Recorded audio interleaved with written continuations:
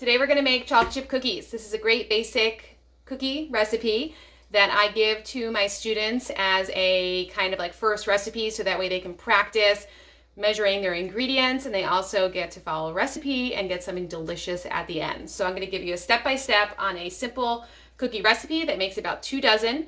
I'm only going to make half and then I'm going to freeze the other half. So I'll show you guys a great way to do that. All right, so let's get started. I have my KitchenAid bowl here. And here are my ingredients. So I'm going to list the recipe below. I have it printed out here so that way I can follow along. We're going to start with 1 stick of butter. This is a 1/2 cup and it's 8 tablespoons. It says it right here on the label. You never have to grab a measuring cup to try to measure butter. It is here for you. If you needed 1/4 cup, you would cut it in half. If you needed 5 1/3 tablespoons, you would just cut it down here. So they make this really easy for you. That way you can follow it.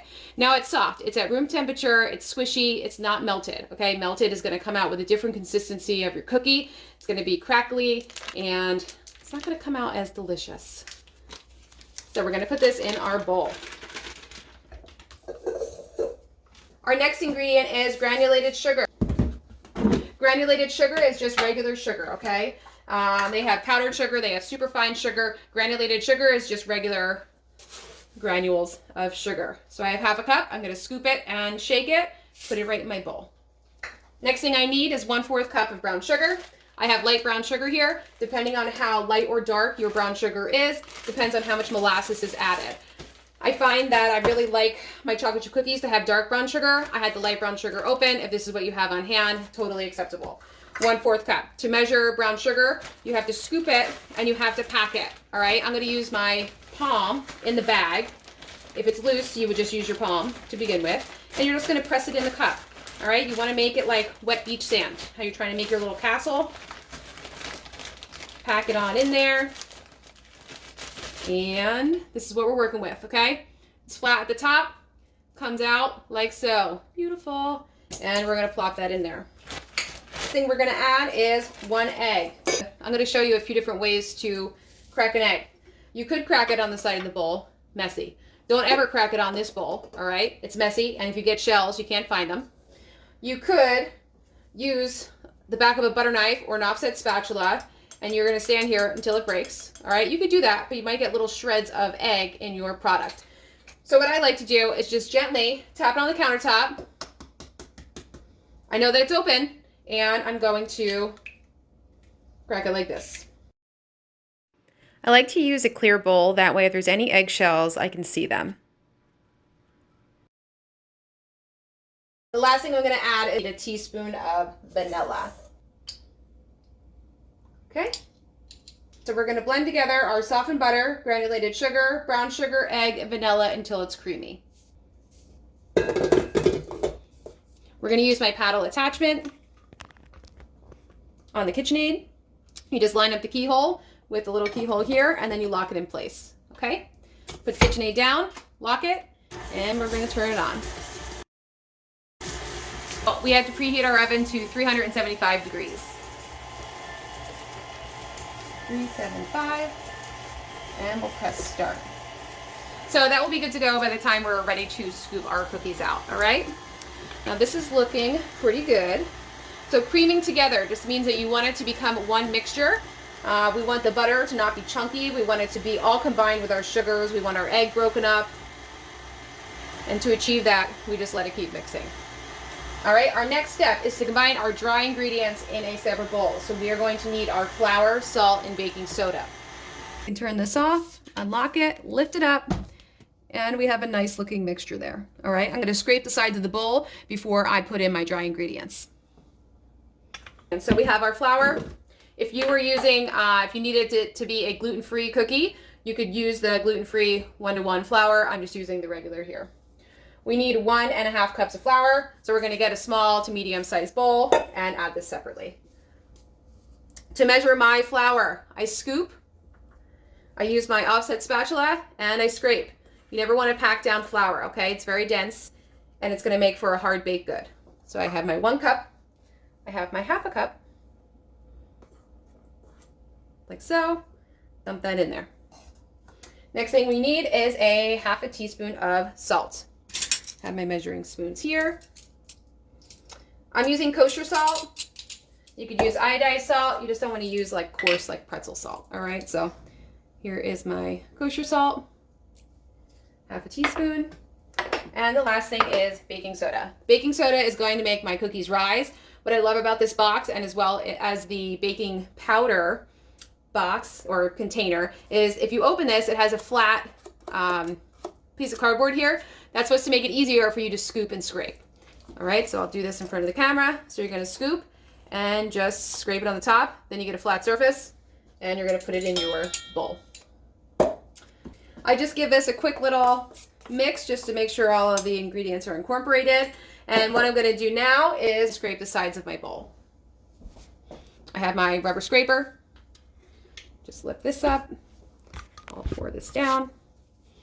And I have some butter up here, so I just wanna make sure that I get everything up. There's a little hump on the bottom of the bowl, so you just want to make sure sometimes between the attachment and that hump, it kind of doesn't mix things around as well. So I'm going to take half of this mixture, pour it in, and I'm just going to use my half cup because it's already dirty. So I'll add about half. All right, we'll close it and let that incorporate. So I don't want to add all of my flour at once, because if I was just to do that, it would probably fly up in my face and get flour everywhere. All right, we just want to mix it together. It's going to combine. I don't want to overmix my cookies. Have it there.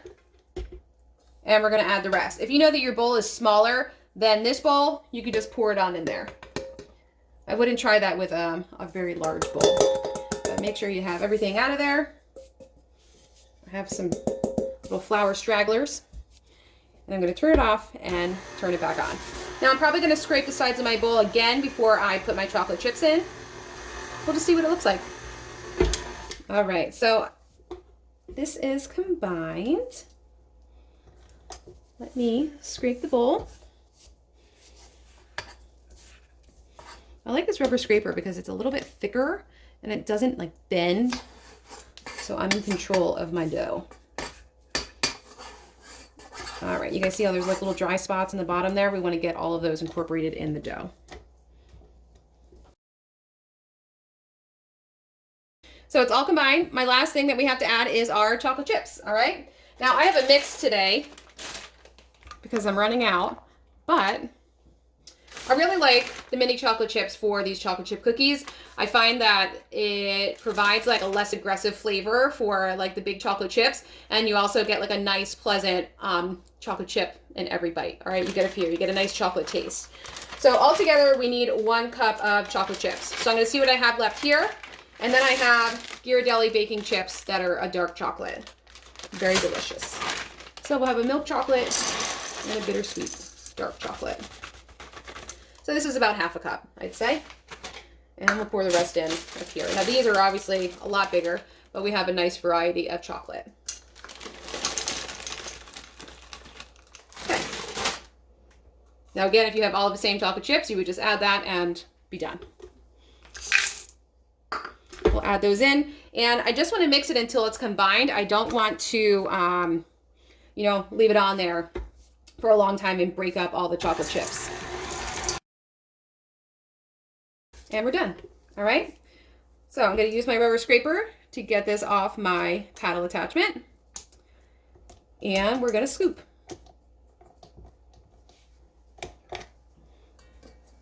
Make sure you guys aren't eating the raw dough as much as it looks delicious. You have the risk from the raw eggs of getting salmonella, and also raw flour. All right, they don't want you to eat raw flour. You have the risk of E. coli. There's been a lot of cases since 2016. So wait till it's cooked. All right, here is my chocolate chip cookie dough. Delicious.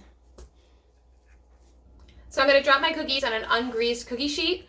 I have sheet pans that I line with parchment paper. All right, they sell sheets of parchment paper that line right up with my sheet pan, and that way you don't have to worry necessarily on cleaning your pan, and your cookies always come out perfect. Great investment. Okay, so now we are ready to scoop out our delicious cookie dough. You have a few different options when it comes to scooping out your cookies.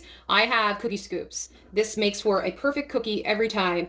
It's a great investment. You can also use this for cupcakes to make sure you get the same batter in each of the cups, but it turns out to be a beautiful cookie. So you have a few different options. I mean, here's an ice cream scoop, all right, if you wanted large cookies. Here's your basic cookie scoop. It's 1.5 tablespoons. All right. And then this one's a little bit smaller and it is 2 teaspoons. It still has a nice size cookie. It's almost like, the cookies that you would buy in the package size. And then this one's a little bit bigger. So totally up to you. If I'm doing a cookie swap and I need a lot of cookies and I don't want to make a lot of dough, I use the smaller scoop and people don't know the difference. Secret information. So I'm going to use this standard cookie scoop, which is 1.5 tablespoons. To get a perfect cookie, I'm going to scoop my dough. All right. This is not what you want. You don't want to put this on your cookie sheet. All right. So you're going to scoop it and you're going to press it and scrape it off the side of the bowl. All right. And then we plop it. So on this tray, we're going to end up with 12 cookies. We're going to go 3 across and 4 down.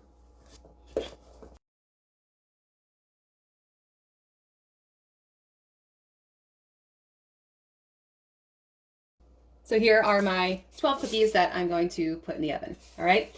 We're going to put this in the oven. We're going to bake it for 10 to 12 minutes. So I'm going to put my timer on for 10 minutes.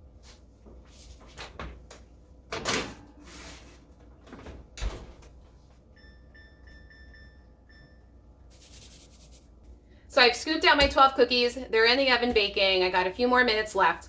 I still have the rest of the dough left over. So I don't want to make the cookies. It's only me and my husband. I don't need more than 12 cookies, but it'll be nice to have something when I do have people over and then I don't have to pull out all my ingredients and make the dough. So I'm going to wrap my leftover dough in a piece of parchment paper. Then I'm going to wrap that in plastic wrap and put it in a plastic bag, and I'll show you what to do. All right, so here's my leftover dough. I'm going to scrape the sides of the bowl to make sure that I get all the goodies out of it. And I'm going to put it right on that parchment. I like putting it in parchment because it provides a nice barrier for the cookie dough. Dun, dun, dun. Doesn't necessarily stick to it. Very, very nice. Okay, so it doesn't matter if you put it in a tube form, or I'm just kind of making it smaller so it fits in my Ziploc bag. And I'm going to wrap this up. From there, I'm going to wrap it in my plastic wrap. And now I have a Ziploc bag. Depending on what bag you have, I wrote on this with permanent marker. And what I wrote on here is chocolate chip cookies. My oven temperature is 375 and the time. So it has to bake between 10 to 12 minutes. So that way, when I put this in the freezer, I already have the recipe and I know exactly what to do. So I say that this would stay good in your freezer for a few months if it lasts that long. If you wanted to almost pre-make your cookies, you could scoop and scrape them, put them out on your sheet pan, all right? Put that sheet pan of the unbaked cookies in the freezer. After it freezes, you can put all of those already shaped cookies in a Ziploc bag, and then you can pull them out individually as you please. I would still write the directions on your bag of dough balls. Our timer just went off, so let's check out the cookies. We want them to be nice and golden brown. And they are. Let's take a closer look. Oh, yeah. All right, so we got our nice big chocolate chips mixed in with our small chocolate little minis. And I'm going to let them cool for a few minutes and we will try them out. So now that I know that they are done, we have to let them cool, and I'm also going to turn my oven off. I've let the cookies cool and now it is time to try them. I've never had them with both of these chocolate chips before. So you have like a semi-sweet, a bittersweet. I'm excited about them. So they're nice golden brown on the bottom, right? Perfect on top. Mm-hmm. Yep.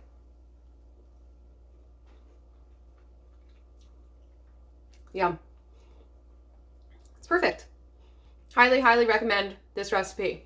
All right, and remember, if you only want to make 12, that's all I made, and then I put the rest in the freezer for another time.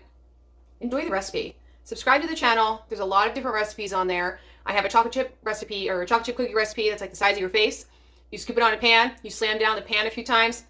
They're called these crinkly chocolate chip cookies. They're amazing. So, yeah, until next time. Thanks for watching, guys. See ya.